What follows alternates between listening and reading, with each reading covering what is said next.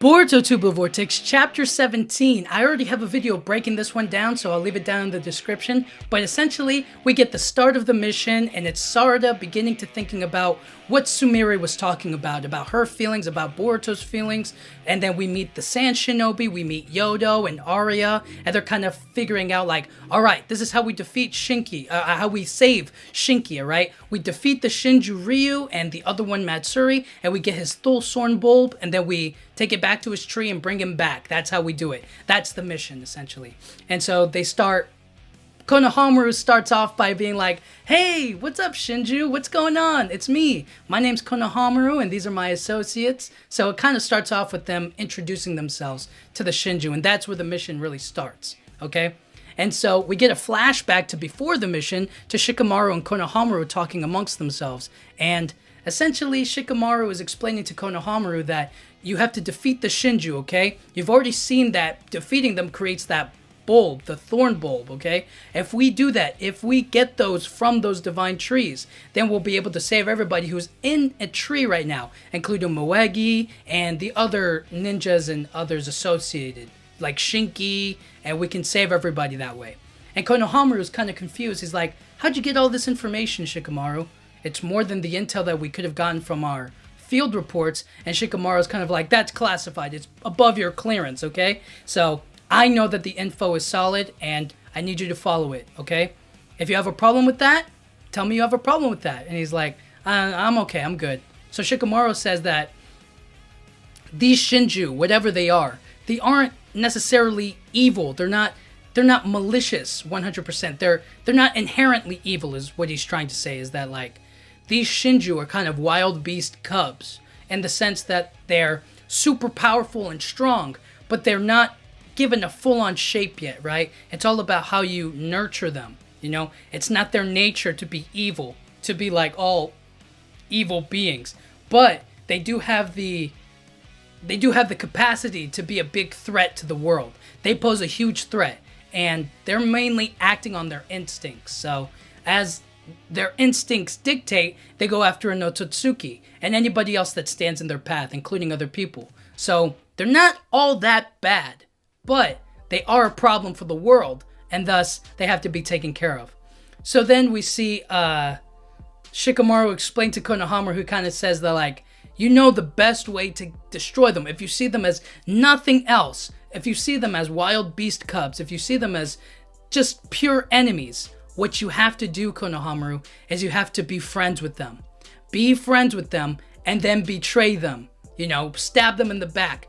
Be ruthless. And that's how you'll be able to defeat them. It's a perfect case. You'll be able to win their affection really early on and then be friends with them. Easy peasy. And then when they're not looking, stab them in the back, betray them, destroy them, whatever you have to do. That's the most effective way to do this. And he goes on to explain that Naruto wouldn't have chosen that way, but he's not Naruto and he wants to save the future. So that's what has to be done. And as the mission continues, Konohamaru and Sarada and Mitsuki join them, and they kind of say their introductions. They say, hey, how's it going? And so Konohamaru is like, you guys were looking for Boruto, right? Let's look around and find some clues. And Mitsuki finds like one of those symbols, like metal symbols that Boruto uses for like flying Raijin. He's kind of like, hey, we found one of these. Maybe we'll find some more clues over here. And Konohamaru is like, good. We'll go over here. And the Matsuri Shinju, she's blushing around Konohamaru. She's like, oh my gosh, Konohamaru. She's like blushing about it. And the Ryu's kind of like, okay, whatever. And so Konohamaru is like, all right, let's split up. Matsuri, you're coming with me. And Ryu, you go with Sarada and Mitsuki over there. And so they split up. Then we get another flashback to Shikamaru and Konohamaru talking. And Shikamaru tells Konohamaru that, you know why I assigned you to this mission? It's because Matsuri Shinju, Moegi Shinju, she has feelings for you, Konohamaru. Konohamaru's like, what? And he's like, that's why it's going to be so effective. You'll be able to throw her off balance. You'll be able to knock her over, befriend her, and then destroy her effectively. You and you alone, Konohamaru. This is going to work. This is a good tactic. And so we basically see Konohamaru and Matsuri together alone. And Konohamaru is like, you tired? No, why don't you have a seat right over here? And they start like talking very briefly. And then it cuts over to Ada. And Shikamaru is asking her to spy on what's going on during the Konohamaru and Matsuri and Ryu and Sarada and Mitsuki, and basically look over the mission. She's like, you sure? He's like, yes. And she's like, what about that other Shinju? He's like, that Mamushi's not there, so he won't be able to see you. And she's like, he better not be. And then we cut over to Boruto and Kashin Koji talking about the mission. And Kashin Koji's like, all right, everything's going as expected. And Boruto's like, what are the chances they fail? And he's like, it's not that high, no, nothing to worry about. And Boruto demands a number. He's like, I didn't ask you that. I asked, what's the percentage? Give me a straight number. And then Kashin Koji tells him, like, you're not to go over there right now, Boruto. And the same way that Himawari can't leave the village. If you go down there, Jura's going to pop up and he's going to kill you. And we can't lose you, Boruto. We need you. So then we get a cut to the village, the Hidden Leaf Village, and who shows up but Jura to the bookstore? He drops a stack of bills. He drops a couple bands down, and he goes like, think of it as an investment, or think of it as an advance. I'm going to be coming to the store often, so just see as like a me piling up my cash flow, you know what I mean? I pay you in bulk right now. I show up to the store and I take whatever book I want, you know what I mean? Nothing to worry about, no worries. And so the bookstore owner's kind of like dumbfounded. He's like, okay, sure. And Shikamaru kind of tells everybody like, don't worry about him. Stand down. We're going to be fine.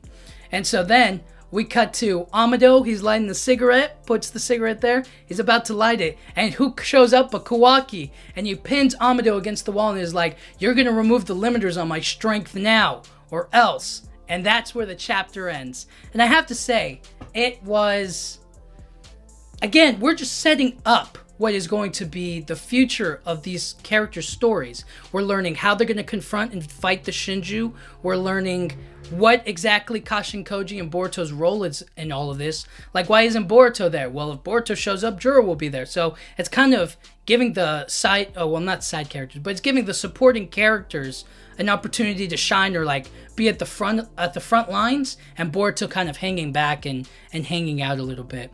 It also showed Jura showing up to the village. Everything that Kashin Koji was kind of saying would happen does end up happening, and we have a plan on how to defeat them. We got Shikamaru's tactic to defeat the Shinju, which is be friends with them, be nice, be this, be that. But then we're going to destroy them. We're going to stab them in the back. We're going to betray them, and then we're going to save the world, essentially. So it's really cool to see that kind of tactic, that dirty tactic being used, but they're ninjas, they're shinobis, like, you know what I mean? Like, it's the way to go forward with the mission, essentially. And I do like the plan, and I like how they split up. It all flows very well. I think this chapter does a good job of that.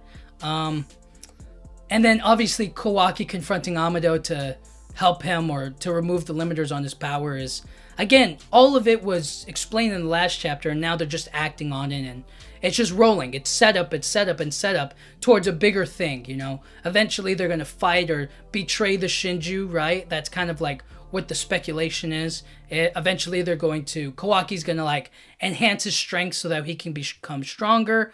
We're seeing that Jura's going to be like, he's not attacking the village, so something's going to happen to provoke him, to make him attack, and stuff like that. So it's all set up right now. We're working towards something. The mission has just begun, and so one thing after another, we're rolling down the hill right now, you know? We're not at maximum speed yet, but in terms of like moving the story forward, we got the mission started, we know what the plan is, and we're going to see how they act on it. I think Kawaki confronting Amado is important. I think Boruto and Kashin Koji kind of having a small little dispute about what to do or how likely it is they're going to be in trouble or in danger is important too. There was no action except for Kawaki pinning Amado against the wall, which, you know, can't really say all that much about it. Characters, we learned a little bit more about Shikamaru and his kind of dirty tactics. We kind of learned a little bit about the Shinju and in the case that they're now like just out to destroy the world. You know, they're kind of like just regular living beings trying to kill Boruto. You know what I mean? We learned from Kashin Koji that Boruto is vital to the future. We also know that Sarada's head's not in the game. She's still thinking about Sumire and her feelings and Boruto's feelings. It's messing with her head a little bit. And then in the big world of Boruto, it's just kind of like Jura isn't outright attacking the Hidden Leaf Village, so he's a threat, but not a threat, and we can't lose Boruto, we need to betray the Shinju, so there are going to be big consequences that could happen if they fail in this mission, essentially. And then, I think the ending to this chapter, it was pretty cool. I like, Kawaki confronting Amado and kind of him standing up for himself and demanding that he become stronger, It's very important to his character that he gains strength, unlimited power, so that way he can destroy all the Otsutsuki. So it's going to be interesting to see how that happens in the next chapter, what Kawaki and Amado talk about then. But until then, overall, I give this chapter like a 7.7 out of 10. I think it had some good moments, but we're still setting up, We're on a roll right now, but we're just getting started. So it'll build up more and more and more. So this is like they're laying down the groundwork for what is going to be the height of this arc, or of this new chapter of Boruto 2 Blue Vortex. So until then. But anyways, thank you guys so much for watching. Yeah,